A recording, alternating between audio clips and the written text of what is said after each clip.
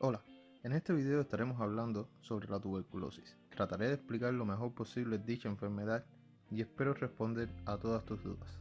La tuberculosis, llamada antiguamente tisis, proveniente del latín, es una infección bacteriana contagiosa que compromete principalmente a los pulmones, pero puede progresar a otros órganos. La bacteria más importante y representativa causante de la tuberculosis es Microbacterium tuberculosis, o comúnmente llamado Bacilo de Koch. La tuberculosis es posiblemente la enfermedad infecciosa más prevalente en el mundo. En los últimos años ha tenido lugar en el mundo la emergencia o reemergencia de eventos epidemiológicos, entre ellos el incremento de la tuberculosis, que ha vuelto a surgir como problema sanitario de primera magnitud, tanto en los países en vías de desarrollo como en los países desarrollados. Varios factores, entre los que se destacan los socioeconómicos y el abandono de los programas de control, determinan este fenómeno. Se estima que la tercera parte de la población mundial ha sido infectada por Microbacterium tuberculosis. Pero, ¿qué es la tuberculosis? Es una enfermedad infecciosa causada por el Microbacterium tuberculosis, capaz de formar granulomas en los tejidos infectados y una hipersensibilidad que por lo general, y es lo más frecuente, que se localice a nivel pulmonar, pero se puede encontrar afectando cualquier órgano. El Microbacterium tuberculosis es un bacilo ácido alcohol resistente que se transmite fundamentalmente por vía aérea, mediante pequeñas gotas de aerosol que contiene el microorganismo y que se transmite al hablar, toser, cantar o reír. Patogenia: entrada del bacilo al alvéolo mediante la inhalación de microgotas, ocurriendo una respuesta inicial de los macrófagos, provocándose una alveolitis, favoreciendo la diseminación del bacilo y apareciendo adenopatías regionales, y por último afectándose la vía hematógena. El cuadro clínico de dicha enfermedad lo veremos en los aspectos generales y respiratorios. En los generales vamos a poder observar fiebre, sudoración nocturna, astenia, anorexia, pérdida de peso, temblor y dedos en palillos de tambor. En los respiratorios veremos tos, expectoraciones, hemortisis, dolor torácico, disnea, resfriados frecuentes y sibilantes localizados.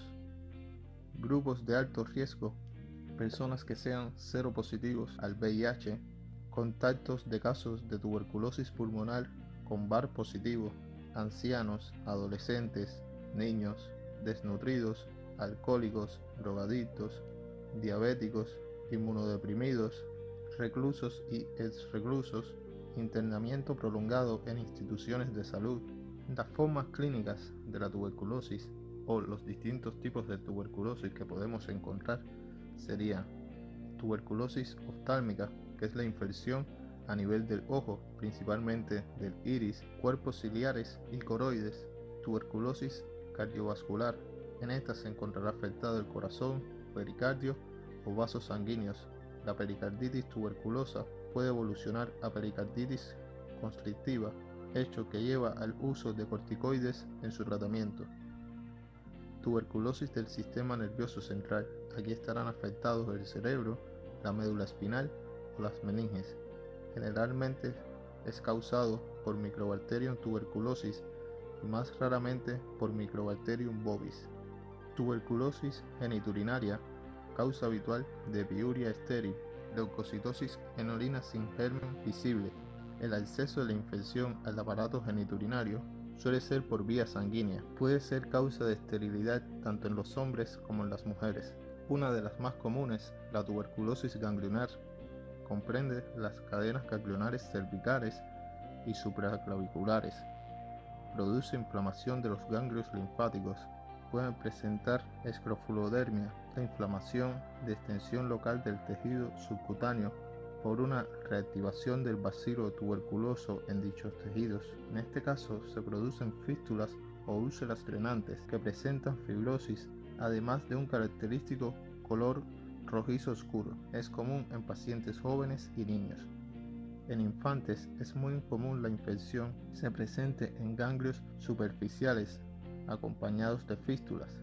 El 50% de los casos Tanto en jóvenes como en niños, la enfermedad se manifiesta con grave inflamación de los ganglios cervicales. El ganglio inflamado se presenta en exploración física como una gran masa dolorosa y con probable fistulación. Dicha fistulación suele ser de color rojo oscuro. En todos los casos hay presencia de fiebre. Tuberculosis osteoarticular. Tras una infección pulmonar, el bacilo puede circular por el torrente sanguíneo hasta alojarse en algunos huesos u articulaciones, dando lugar a osteoartritis tuberculosa o tuberculosis osteoarticular. También puede aparecer osteomielitis tuberculosa sin afectación articular, aunque su frecuencia suele ser baja. Teóricamente, la infección puede originarse por una herida producida por un objeto contaminado con el bacilo, pero en realidad no se ha documentado ningún caso de este tipo en la actualidad. Pleuritis tuberculosa. Aparece generalmente en personas jóvenes y suele hacerlo de forma aguda y unilateral. Tuberculosis miliar. Esta es otra de las formas más comunes de la tuberculosis y es debido a la diseminación sanguínea del bacilo afectando a distintos órganos. Suele ocurrir en personas con grave alteración del sistema inmune. Asimismo, es más frecuente en ancianos. Clínicamente puede cursar con inicio agudo o insidioso. La sintomatología es dominada por la fiebre y otros síntomas constitucionales, y en su diagnóstico debe practicarse algún o todos los siguientes cultivos: esputo, orina, jugo gástrico o médula ósea. La definición de un caso de tuberculosis con más de una localización dependerá del sitio más afectado. Los casos que presentan el mismo tiempo de lesiones pulmonares y extrapulmonares se clasifican como casos de tuberculosis pulmonar.